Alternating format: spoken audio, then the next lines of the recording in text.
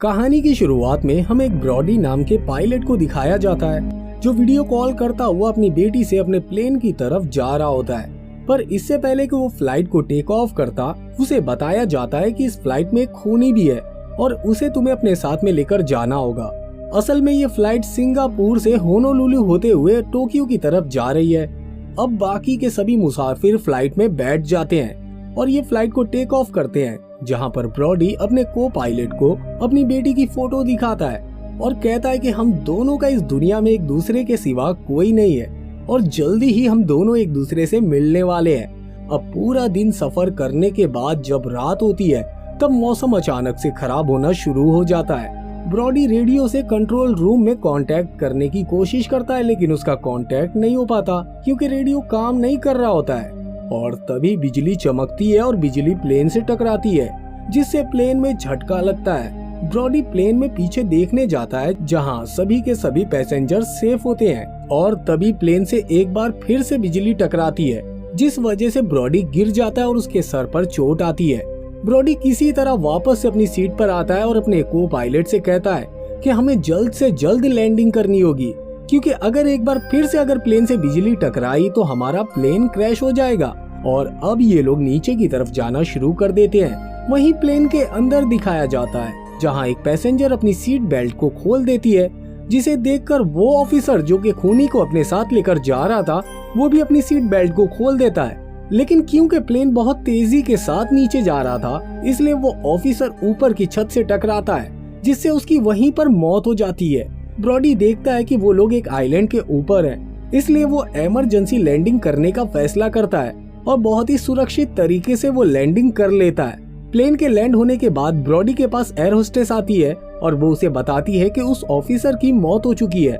वहीं दूसरी तरफ उस कंपनी का जिस कंपनी का ये प्लेन है, उसके ओनर को पता चल चुका था कि उसका प्लेन कहीं गायब हो चुका है। और क्योंकि प्लेन अपनी जगह लैंड नहीं हुआ था और ना ही प्लेन का किसी से कांटेक्ट हुआ था, इसलिए कंपनी का ओनर एक रेस्क्यू ऑफिसर को वहां बुलाता है। उसका काम है कि वो उस प्लेन को ढूंढेगा जो प्लेन कहीं गायब हो चुका है। वहीं ब्रॉडी को दिखाया जाता है जो पैसेंजर्स को कहता है कि प्लेन में अब भी बिजली मौजूद है, हम अब भी इस प्लेन को स्टार्ट करने की कोशिश करेंगे, तुम में से किसी को भी घबराने की जरूरत नहीं है, हर किसी को हर तरह की फैसिलिटी मिलेगी। अब ये प्लेन को चेक करते हैं तो इन्हें पता चलता है कि प्लेन में जो बिजली है वो बहुत कम है, इसलिए उन्हें किसी का इंतजार करना होगा। यहाँ ब्रॉडी का जो को पायलट होता है वो कहता है कि हम जिस आइलैंड में फंसे हैं ये एक प्राइवेट आइलैंड है, यहाँ पर ऐसे लोग हैं जो किसी सरकार किसी गवर्नमेंट की बात को नहीं मानते। अगर वो हम तक पहुँच गए तो हमको नुकसान पहुँचा सकते हैं और अगर उन्होंने हमें पकड़ लिया तो हमारी सरकार भी हमें नहीं बचा पाएगी।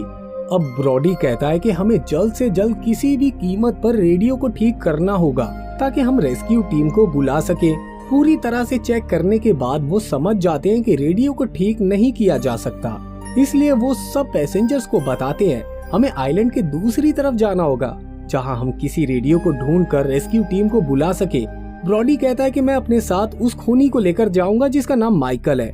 और अब माइकल की हथकड़ियों को खोल दिया जाता है, जिसके बाद ब्रॉडी उसे अपने साथ ले जाता है।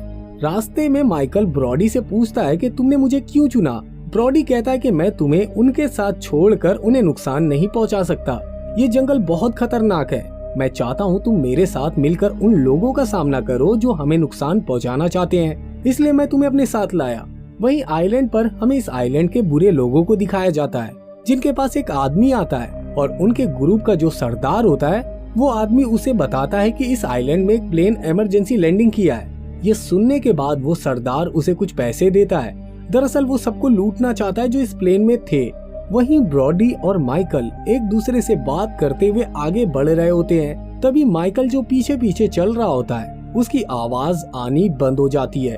ब्रॉडी जब पीछे देखता है तो वहाँ माइकल नहीं होता क्योंकि वो भाग चुका था, लेकिन ब्रॉडी को इस बात की कोई भी परवाह नहीं होती।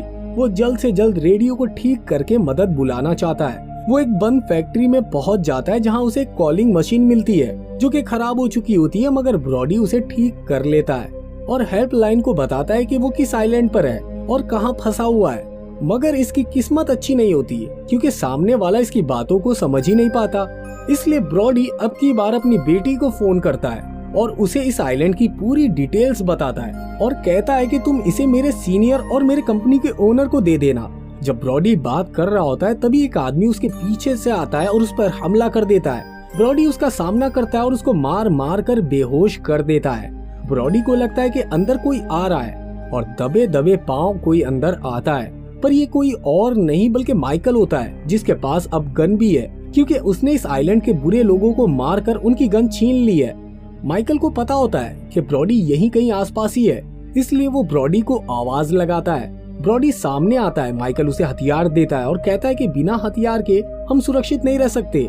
ये दोनों के दोनों नीचे आते हैं जहाँ पर एक कैमरा होता है। जब वो कैमरे की रिकॉर्डिंग को चेक करते हैं तो उन्हें पता चलता है कि इस आइलैंड में जो बुरे लोग हैं वो यहाँ पर फंसे हुए लोगों को बुरी तरह से टॉर्चर करते हैं और उन लोगों के परिवार से अच्छी खासी रकम वसूल करते हैं। अब ब्रॉडी और उसका साथी माइकल समझ चुके हैं कि उनके वो साथी जो प्लेन के पास है उन सबकी जान खतरे में है, इसलिए वो बाहर आकर गाड़ी में बैठकर उस जगह के लिए निकल पड़ते हैं जहाँ प्लेन क्रैश हुआ था। वहीं दूसरी तरफ मुसाफिरों को दिखाया जाता है। उन्हें गाड़ी की आवाज आती है। उन्हें लगता है कि शायद ब्रॉडी आ गया है, लेकिन ये ब्रॉडी नहीं होता बल्कि ये वो गैंग होती है जो गैंग इस आइलैंड पर होती है। इसके बाद गैंग का जो लीडर होता है वो को पायलट के पास आता है और कहता है कि मुझे पैसेंजर्स की लिस्ट चाहिए। एयर होस्टेस उसे लिस्ट ला कर देती है, जिससे उसे पता चलता है कि इस प्लेन का जो मेन पायलट है ब्रॉडी वो यहाँ नहीं है। वो को पायलट से ब्रॉडी के बारे में पूछता है तो वो बताता है कि ब्रॉडी किसी काम से जंगल में गया था और अब तक लौट कर नहीं आया। वहीं ब्रॉडी और माइकल ने गोली की आवाज सुन ली है, इसलिए वो इस जगह पर आ जाते हैं, पर यहाँ दोनों के दोनों छुपे होते हैं। यहाँ पर एक लेडी भी होती है जो बहुत ज्यादा डर जाती है और भागने की कोशिश करती है, लेकिन उसे मार दिया जाता है। ब्रॉडी उनकी मदद करने जाना चाहता है मगर माइकल उसे रोक लेता है। उसके बाद गैंग का लीडर यहाँ पर अपने दो लोगों से कहता है कि प्लेन में जितना भी कीमती सामान है सब के सब लेकर आओ, और खुद भी पैसेंजर्स को गाड़ी में बैठाकर यहाँ से ले जाता है। और वो दोनों आदमी प्लेन से कीमती सामान निकाल रहे होते हैं, तभी वहाँ पर ब्रॉडी और माइकल आ जाते हैं जिनके पास खतरनाक गन है, और वो उनमें से एक से पूछता है कि बताओ वो उन लोगों को कहाँ लेकर गए हैं। वो बताता है कि यहाँ पर एक फैक्ट्री है, गैंग उन्हें वहीं लेकर गई होगी। वहीं हमें ब्रॉडी की बेटी को दिखाया जाता है जो उस रेस्क्यू ऑफिसर तक पहुंच जाती है और उन्हें आइलैंड की लोकेशन को बताती है जहां प्लेन को इमरजेंसी लैंड किया गया था। अब वो उस आइलैंड को स्कैन करके प्लेन को भी देख लेते हैं। उसके बाद वो फैसला करते हैं कि रेस्क्यू ऑफिसर अपनी टीम के साथ जाएगा, और वो जल्दी ही वहां पर पहुंच जाते हैं जहां उन्हें कोई भी नहीं मिलता। जब ये प्लेन के अंदर जाते हैं तो वहां उन्हें ब्रॉडी का छोड़ा हुआ मैसेज मिलता है, जिससे उन्हें उस फैक्ट्री का पता चलता है जिस फैक्ट्री में पूरी की पूरी गैंग ने सारे पैसेंजर्स को लेकर गई है। उसके बाद ब्रॉडी और माइकल को दिखाया जाता है जो कि एक जीप से उस जगह पहुंच जाते हैं जहां पर वो फैक्ट्री है। उस फैक्ट्री के अंदर जो गैंग का लीडर होता है वो सभी पैसेंजर्स के वीडियो को बना रहा होता है ताकि उनकी कंट्रीज को, उनकी फैमिली को ये वीडियो भेजा जा सके और उनसे मनचाही चीजें कराई जा सके। और अब उन सब पैसेंजर्स को एक कमरे के अंदर बंद कर दिया जाता है। ब्रॉडी और माइकल भी यहाँ पहुँच जाते हैं जो कई गार्ड्स को मारते हुए उस कमरे तक पहुँच जाते हैं जहाँ सारे के सारे पैसेंजर्स हैं। वो उनके हाथ खोलते हैं और कहते हैं कि हमें जल्द से जल्द उस प्लेन तक पहुँचना होगा क्योंकि वहाँ रेस्क्यू टीम आने वाली है। ये सब पैसेंजर्स को बस में बैठाते हैं। माइकल बताता है कि बाहर बहुत सारे लोग हैं, हम वहाँ से नहीं निकल सकते।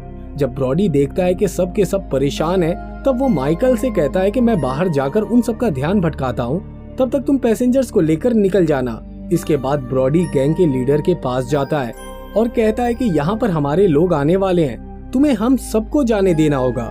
लेकिन वो लोग उसकी बातों को नहीं सुनते और उसे मारने लगते हैं, और वो लोग उसे बस गोली मारने ही वाले होते हैं। तभी रेस्क्यू टीम के ऑफिसर भी यहाँ पहुँच जाते हैं जो गोलियां चलाते हुए गैंग के कई लोगों को मार देते हैं। वो ब्रॉडी को बस में बिठाते हैं और सब के सब यहाँ से निकल जाते हैं। गैंग का लीडर देखता है कि उसके लोगों के साथ साथ उसके भाई की भी मौत हो गई है, तो वो बहुत गुस्सा हो जाता है और कहता है कि हम उनमें से किसी को नहीं छोड़ेंगे।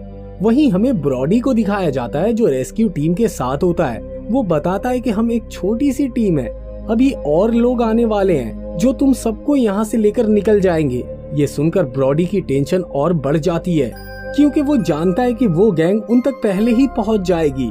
ब्रॉडी कहता है कि मेरे पास एक आइडिया है, वो सबके सब प्लेन तक पहुंच जाते हैं, जहां ब्रॉडी सभी पैसेंजर्स को प्लेन में बैठने को कहता है, क्योंकि वो जानता है कि जब तक रेस्क्यू टीम की दूसरी टीम यहाँ आएगी तब तक वो गैंग का लीडर सभी को मार देगा।